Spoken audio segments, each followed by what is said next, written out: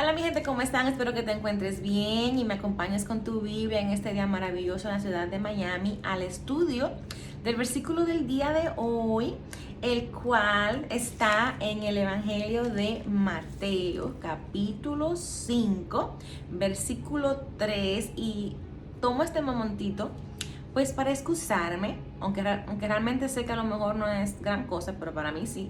Porque a veces mi gente se me atrabanca la cabulla y digo capítulo en vez de versículo y digo versículo en vez de capítulo.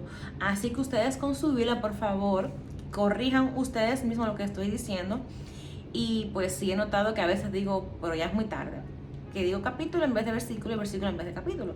Por eso que siempre trato de, por lo menos al principio, decirlo claro, aunque durante el proceso, mi amor, me vuelva un tollo. Pero bueno, sí sé lo que es capítulo y versículo, pero es que me equivoco. Mi cerebro de mamá está a 1000. Y bueno, para no entrar en detalles de mi vida memorial personal, vamos a leer, por favor, capítulo 5, versículo 4 del Evangelio de Mateo. Y dice lo siguiente, eso está, pues el título, ¿no?, es el Sermón del Monte, de las Bienaventuranzas de Jesús. Antes de entrar, les digo que es de mis porciones de la palabra preferidas, me deleito muchísimo. Y así como Romanos es como la columna vertebral, ¿no?, para entender el Evangelio y para indagar un poquito más de lo que Jesús hizo por nosotros, por su pueblo redimido en la cruz. Para mí, el Sermón del Monte viene siendo esto, viene siendo esta columna vertebral, ¿no?, del ministerio de Jesús mientras estuvo aquí en la tierra. Y para mí atesoro de una manera muy especial cada porción del Sermón del Monte, que va aproximadamente, tienes 3 capítulos, del capítulo 5, ¿no?, que empieza y termina en el capítulo 7 ya para ir al 8. Entonces vamos a leer capítulo 5, versículo 4, y dice lo siguiente: bienaventurados los que lloran, porque ellos recibirán consolación. Una vez más, bienaventurados los que lloran, porque ellos recibirán consolación. Y esto es una promesa del Señor. Ahora, ¿en qué contexto viene este versículo? Bueno, prácticamente Jesús acaba de venir, vamos a decirlo así, de ser tentado en el desierto. Viene de 40 días de puro ayuno y oración, donde se dice la palabra que él fue impulsado por el Espíritu hacia el desierto. Bueno, Jesús viene después de ahí, viene recogiendo, ¿no?, en el camino a los discípulos, ora a Dios para encomendar o para poner ya por fijo a estos 12 discípulos. Y bueno, ya luego de esto pasan varias cosas y se da este momento, ¿no?, discurso, si se puede llamar así, del Rabí de Rabís, Jesucristo. Entonces, como siempre, vamos a identificar nuestras palabras claves, y entiendo que a lo largo de este mini estudio, este estudio se vuelve así como casi que un poquito diferente al final, y ya verán por qué se los estoy diciendo. Entonces, para mí, entiendo que en los primeros versículos, por lo menos vamos a decir, desde el versículo 3 hasta el versículo 4, para mí, versículo 3 y 4, son especie como de un mini evangelio. Y les voy a explicar luego más adelante, pues, porque yo lo considero como un mini evangelio. Bueno, quiero también traerles a ustedes esto. Me puse pues a buscar en un libro que yo tengo que se llama Viaje a través de la Biblia, que es más o menos es un libro, ¿no?, el cual tiene información valiosísima acerca pues de la historicidad de la Biblia, llámese los lugares históricos, cosas que los arqueólogos han encontrado. O sea que brinda mucha información valiosa a los estudios bíblicos. Entonces me encontré datos bastante interesantes, y fui pues a la sección del Sermón del Monte, y el autor dice lo siguiente, ¿no? Está en la página 250, si tienes este libro. Dice, bueno, más o menos resumo lo que él dice. Se dice a través, ¿no? de los eruditos, de las personas que pues han identificado los lugares no bíblicos, que este lugar en donde se realizó el Sermón del Monte en particular, no hay como un lugar exacto. O sea, donde pues aquí pasó el Sermón del Monte.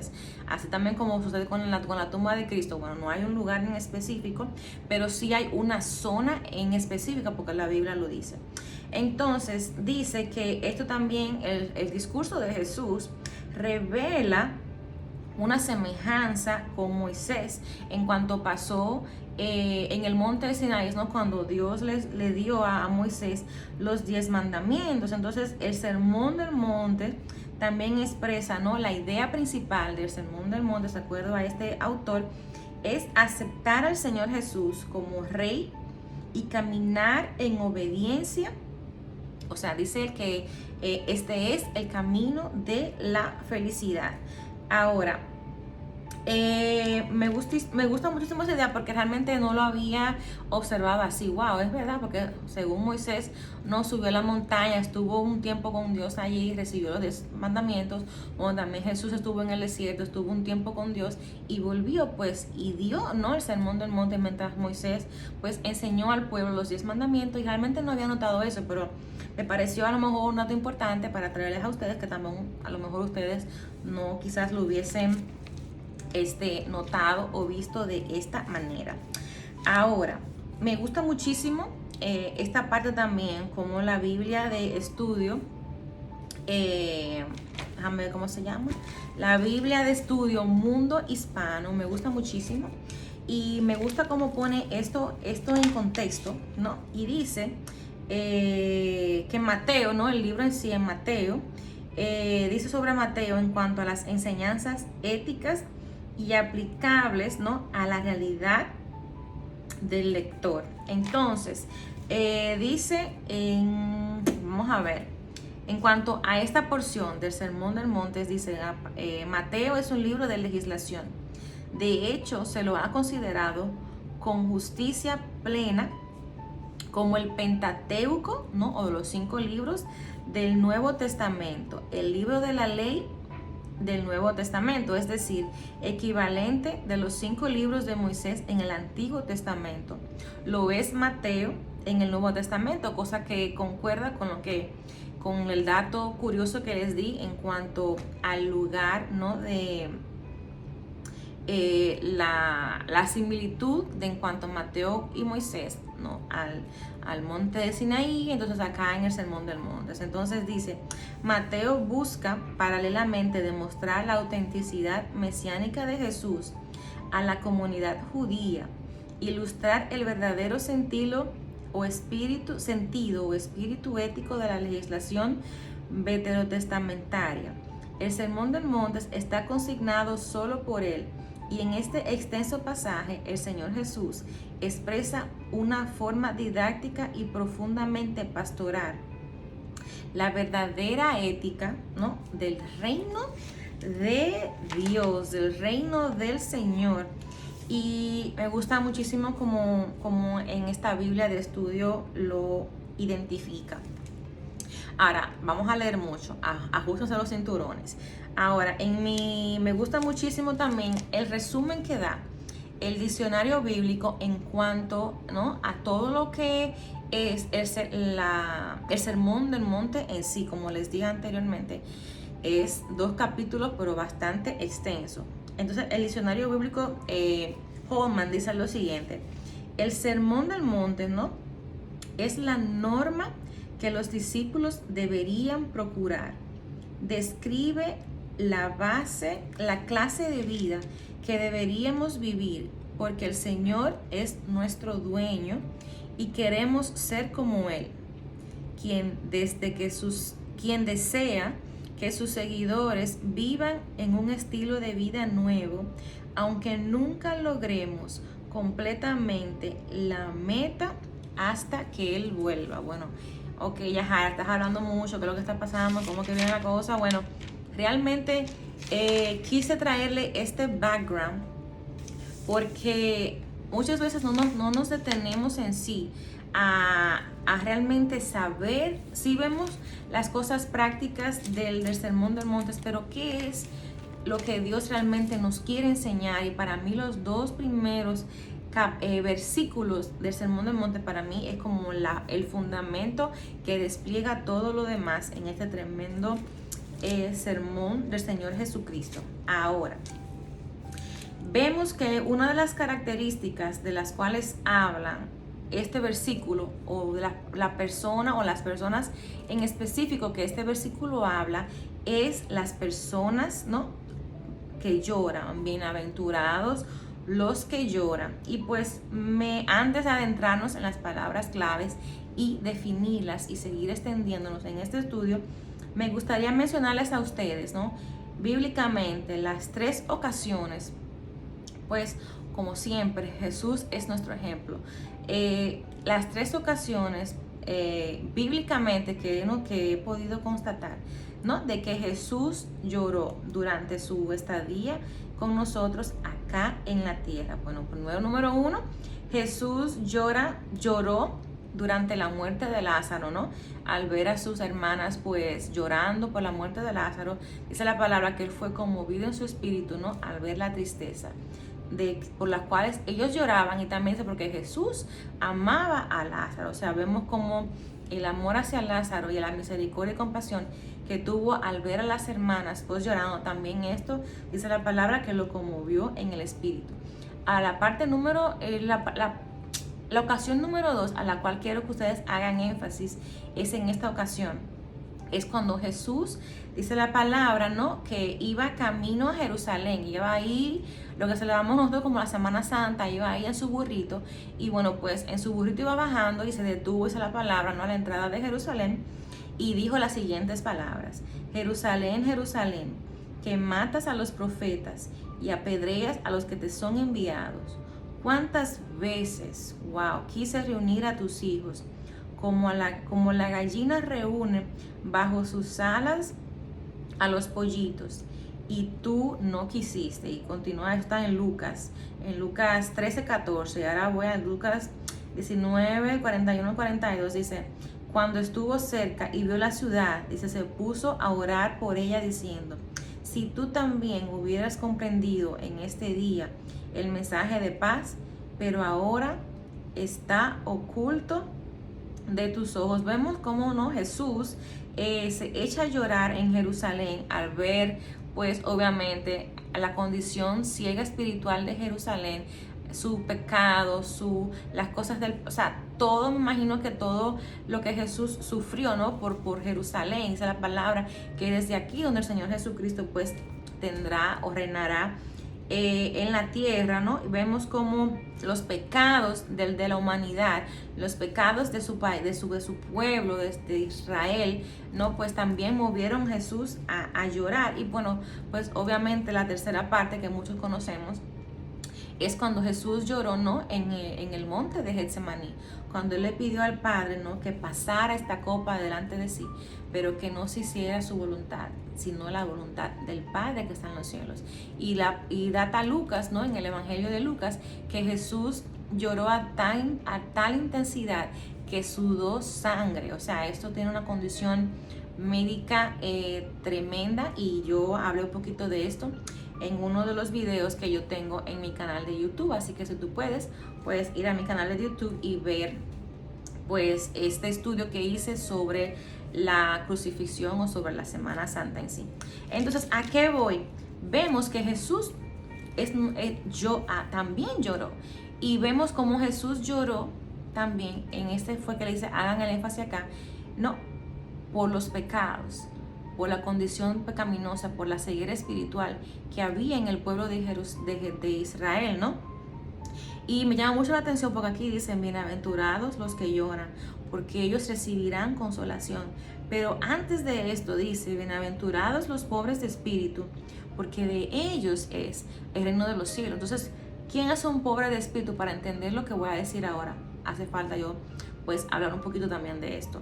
¿Quién es un pobre de espíritu? Por lo menos en el contexto que aquí estamos viendo, es esta persona que ha reconocido en su corazón, gracias a la obra del Espíritu Santo, que está en bancarrota con Dios, que está en deuda con Dios, que no puede ofrecerle nada a Dios para perdón de sus pecados. Es una persona que ha reconocido que se queda corta, que está destituido de la gloria de Dios, que no ha podido llenar los requisitos que Dios pues pide para que tengamos acceso a Él y tengamos una relación con Él.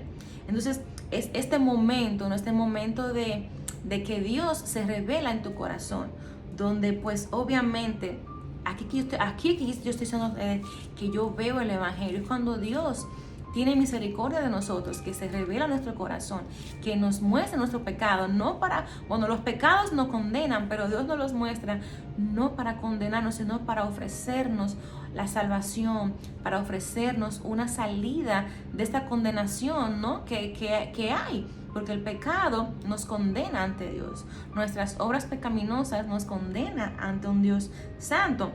Entonces aquí viene, ¿no? Algo que sucede en el nuevo creyente, por lo menos en mi caso yo lo puedo testificar así. Estaba hablando con mi esposo, es muy difícil que Dios se le revele a una persona, porque bueno, tú le preguntas a una persona, ¿tú eres un pecador? Y la mayoría de las personas te van a decir, sí, nadie es perfecto, yo soy pecador. Pero una cosa es tú saber que tú eres un pecador y otra cosa es que Dios te revele que tú eres un pecador, porque ya no se queda en tu mera mente, cala a lo más profundo de tu ser, de tu alma, de tu espíritu, porque Dios así es que se comunica con su criatura, ¿no? Dice la palabra que Dios ha puesto, ¿no?, la conciencia como testimonio de las obras de la ley moral perfecta que Dios pues ha establecido desde un principio, pero también esta conciencia nos da testimonio de que algo está mal. Entonces, cuando Dios habla a tu alma, cuando Dios habla a tu espíritu, de que tú eres un pecador, de que tú has roto la ley moral, todas las leyes posibles de Dios, entonces es en ese momento donde el pecador reconoce, número uno, ante quién está. Y número dos, su condición, ¿no? Como leímos al principio del Sermón del Monte, tu pobreza de espíritu. Es en ese momento que Dios toca, que el Espíritu Santo te da convencimiento de pecado, de justicia y de juicio, donde es imposible quedar inconmovible, inmune, indiferente a la gracia y al amor de Dios. Entonces es en este momento, cuando todos tus pecados vienen a tu mente como una película, que te quiebras. Es casi que imposible no quebrarte ante la majestad y santidad de Dios y al saber que tú fallaste, que no le diste al blanco. Eso es el pecado, fallar al blanco. Y entonces eres consolado con las buenas nuevas del Evangelio, de lo cual también hablaré eso un poquito más tarde. Entonces, por eso que yo quería explicarles que para mí eso es el mini Evangelio, por lo menos así yo lo veo, porque veo una sucesión, ¿no?, de donde venimos a Dios en pobreza de espíritu. Dios en su misericordia y en su gracia nos ofrece el don del arrepentimiento mediante la fe en el Señor Jesucristo, y luego de esto es casi que imposible no quedarnos inmunes a tanto amor, a tanta gracia, a cómo herimos a Dios, a cómo le fallamos a ese Padre amoroso y ese Padre que derrama tanta misericordia sobre una humanidad que realmente le ha dado la espalda y se burla de él de manera pues hasta irrespetuosa. Y bueno, vamos a ver nuestras palabras claves pues para yo hablarles un poquito más sobre esto. Entonces, ¿qué quiere decir la palabra bienaventurado? Bueno, pues se usó la palabra en el griego makairos y es la idea, ¿no?, de ser dichoso, de ser bendito o de ser afortunados. O sea, que los que lloran son benditos de Dios, son afortunados, son bendecidos y a pesar de que pues lloran en este momento determinado, ¿no?, de arrepentimiento y fe, pues es un lloro de tristeza, como ya dije, por haber fallado a Dios, pero también es un lloro de alegría al ver que hemos venido al Padre, y así como el Hijo pródigo nos regresa a su Padre, el Padre lo recibe con los brazos abiertos, le pone nueva ropa, le pone un anillo, le hace fiesta. Bueno, es también como ese lloro de gozo y de alegría, el saber que hemos vuelto, ¿no?, a la casa de nuestro Padre. La segunda palabra clave es este concepto, ¿no?, de llorar. Y se usó la palabra en el griego panteo, ¿no? Es un lamento, es un lloro, es una aflicción profunda, ¿no?, que involucra, ¿no?, nuestros sentimientos o un acto así de manifestación de este lamento. Vemos como en el pueblo de Israel, ¿no?, Dios decía, pues, por hablarlo así ligeramente, arrepiéntanse, rasguen sus vestidos, o sea, para los judíos una manera de manifestar arrepentimiento y manifestar dolor por el pecado, ¿no? Lo manifestaban, o sea, era algo interno, como acá lo vemos, pero cómo se manifestaba esto externamente, le vas al libro de Jonás, y van a saber, pues, la palabra, que las personas pues se rasgaban sus vestidos, muestra como de un quebrantamiento de corazón, un quebrantamiento de espíritu, y se echaban, ¿no?, cenizas. O sea, esa era la manera de ellos mostrar físicamente a Dios, pero ya Dios se ve su corazón, su estado del corazón, pero físicamente quizás también a los demás, de los arrepentidos y de lo dolido que estaban, ¿no?, por el pecado que le estaba azotando y por el cual el Dios muchas veces pues también mandó juicio. Entonces, también pueden leerse 1 Corintios 5:2, el caso donde Pablo pues habla de que una persona, un muchacho, estaba teniendo pues relaciones íntimas con la madrastra, y pues Pablo les dice a los corintios que como ellos están así, que debieran de estar llorando, debieran estar lamentándose, que debieran de sacar este perverso de entre ustedes. Más luego en 2 Corintios capítulo 12, versículo 21, pues Pablo de una manera u otra cierra este capítulo de una manera con mucha gracia y con mucho amor hacia esta persona. Entonces, la palabra clave número 3 es la palabra consolado o consolador, ¿no? Es la palabra paracaleo, que es la misma palabra paracletos que se usó para identificar al Espíritu Santo, ¿no? Dice que es convocar, llamar, lo cual puede hacerse en una forma de exhortación, de súplica, de consuelo, de instrucción. O sea, es amonestar, exhortar, en un esfuerzo de apaciguar o de animar y fortalecer con el consuelo. Entonces aquí vemos como los que ya pues tienen una idea más general de lo que es el Espíritu Santo, vemos que el Espíritu Santo hace precisamente esto. El Espíritu Santo nos llama al arrepentimiento. El Espíritu Santo pues nos intercede delante del Padre. El Espíritu Santo pues nos amonesta, nos exhorta, nos enseña la palabra, y de una manera u otra también nos anima a seguir en este camino de la fe. O sea, vemos como todas estas cosas se concentran en la vida de un redimido, en la vida de una persona lavada por la sangre preciosa de Cristo. Ahora, esta es la parte donde yo les digo que va a ser un poquito diferente, porque mientras yo estaba meditando y estaba estudiando, estaba hablando con el Señor, diciéndole, wow, Señor, y viendo todos sus versículos y todas estas cosas, porque vemos, como les dije un principio, que Dios, dice la palabra, que nosotros le amamos a Él, no porque yo le amé a Él, sino porque Él me amó primero. Dice la palabra que ese amor ha sido derramado en mi corazón, y es por tal motivo que yo puedo amar a Dios, que yo puedo venir a Dios, que yo puedo pues tener una relación con el Señor, porque ya Él lo hizo primero. Entonces, si yo lloro por mi pecado, si yo lloro al ver mi condición pecaminosa, si yo lloro al ver lo indiferente que yo fui para con Dios en un momento determinado, quiere decir que en un momento determinado de la eternidad de Dios, Él también lo hizo por mí, Él también lloró por mí, Él también estaba ahí llorando conmigo al verme pecar, porque Dios se duele del pecado. Y estoy buscando acá un versículo bíblico que no lo anoté, pero bueno, lo estoy buscando para leérselos a ustedes en cuanto a esta idea. Y no sé si fue que yo lo puse aquí. Deja ver, permítame un momentito, que creo que déjame buscarlo otra vez. Vamos a ver. Y vamos aquí, vamos a ver, aquí, ok. Quiero leerles este versículo en particular porque ya me quedan, 6 minutitos. Y quiero leerle algo antes de concluir. Entonces aquí quiero leerle esta parte que está en Oseas 11 y dice lo siguiente: cuando Israel era muchacho, yo lo amé, y de Egipto llamé a mi hijo.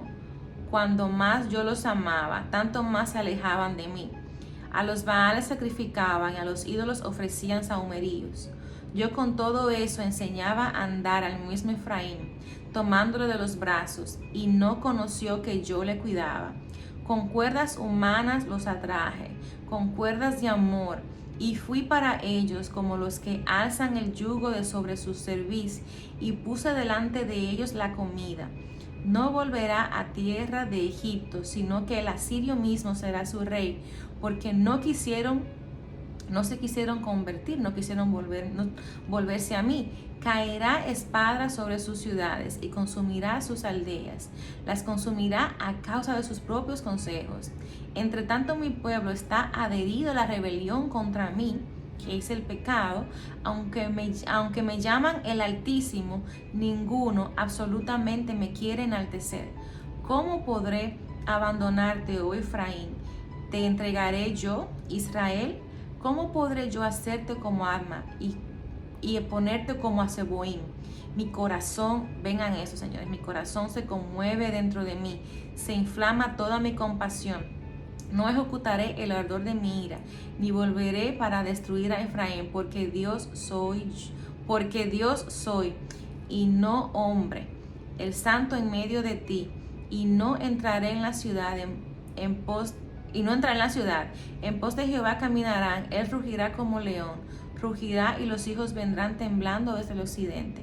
Como ave acudirán velozmente a Egipto, y de la tierra de Asiria como paloma, y los haré habitar en sus casas, dice Jehová. Me rodeó Efraín de mentira y la casa de Israel de engaño. Judá aún gobierna con Dios, y él es fiel con todos los santos. Y voy a mostrar otros versículos, pero ya me quedan 3 minutos y les quiero leer esto. Esto fue una meditación, ¿no?, que Dios puso en mi corazón, que regularmente no lo hago, lo escribí y se las quiero regalar como parte de este estudio, y espero que les bendiga de la misma manera que Dios me bendijo a mí a través de lo que me inspiró a escribir. Entonces dice: benditos los que lloran por su pecado. Es el título, ¿no? Dice: una vez venimos pobres en espíritu ante Dios. Cuando reconocemos nuestra bancarrota espiritual ante el 3 veces santo, es casi imposible no llorar. El lamento sobre nuestros pecados, el arrepentimiento genuino que experimenta un nacido de nuevo, refleja en parte aquello por lo cual hemos sido creados a su imagen y semejanza, para ser santos, obedecerle y glorificarle eternamente. Nuestro lamento es un dolor por haber herido el corazón del Padre Celestial, con nuestras rebeliones por haber llevado a Jesús para ser molido en la cruz.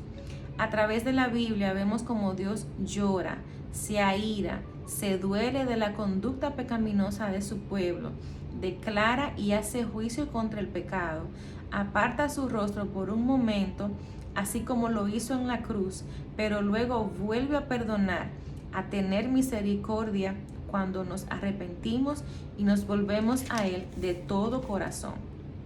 Los que lloran es porque Dios ya lloró y se lamentó primero por ti, por todos los que han aceptado a su Hijo como sustituto en la deuda que cada ser humano tiene con Dios. La paga del pecado es la muerte. Por eso, sin Dios, estábamos deleitándonos en los placeres, ¿no?, temporales del mundo, todo lo que el diablo ofrece con tal de llevar nuestra alma más, con tal de llevarse un alma más con él al lago de fuego. Pero Dios, por amor a su nombre, nos regala por gracia y no por obras la vida eterna por medio de su unigénito Hijo Jesús. Jesús fue nuestro sustituto, el perfecto sacrificio, la justicia perfecta, el Cordero inmolado que quita el pecado del mundo, que derriba el velo y abre camino al lugar santísimo, a esa relación íntima que la religión, las costumbres paganas y los mandamientos de hombres no nos pueden dar. La perfección, aquello que no podemos alcanzar, Dios me la regala. Dios no me dejó tirada en el lodo cenagoso del pecado, sino que me limpió. Ante sus ojos estoy vestida de lino fino, más blanco que lo más blanco, gracias a su Hijo Jesucristo. Dios ha cambiado mi lamento en baile. Hoy estoy sentada en lugares celestiales, disfrutando de las riquezas inimaginables, gracias al consuelo que brinda el saberme perdonada. Dios me ha consolado con su evangelio y me ha dado como garantía la vida eterna y su Espíritu Santo, el Espíritu de la promesa, aquel de quien se habla desde el Antiguo Testamento. Hoy estoy sellada por Él. Él me ha hecho su hija, me enseña su palabra, me guía, redarguye, corrige, intercede por mí cuando no sé qué pedir. Aunque le he fallado, aunque recuerdo muchas veces mis pecados, Él es fiel y justo para perdonarme y tirar cada pecado al fondo del mar. Aunque dude de ciertas cosas, Él es verdadero y no puede mentir. Aunque aún tengo que enfrentarme a la muerte física y seguir caminando en valle de sombra, lágrimas y tribulaciones, Él promete no dejarme. Promete destruir a la muerte por siempre. Promete enjugar cada una de mis lágrimas y promete quitar el oprobio de su pueblo de sobre toda la tierra. Él promete cielos nuevos y nueva tierra. El Señor ha hablado y esto es mi consuelo. Qué hermoso saber que como lloramos, así mismo seremos consolados por el Padre de toda consolación. Así que mi gente, yo de verdad, fue un estudio diferente porque Dios así lo dirigió de una manera diferente y pues yo la verdad me gozo con Dios de que Él tomó control y de que Él me instruyó, ¿no? Y me inspiró de una manera u otra a través de las escrituras y a través de este hermoso versículo de hoy. Mateo capítulo 5, versículo 4, me recordó la verdad de su evangelio, me recordó la verdad de su amor, me recordó la verdad de su consolación y me recordó la bienaventuranza, la bendición inimaginable de saberme perdonado. Yo por eso pues quise hacerle este poema a mi Señor y espero que pues a ustedes también les haga reflexionar y les haya sido de bendición. Así que yo sin más me voy a despedir, me extendí un poquito, pero bueno, así lo quiso el Señor. Así que nada mi gente, chaito y muchísimas bendiciones. Bye bye.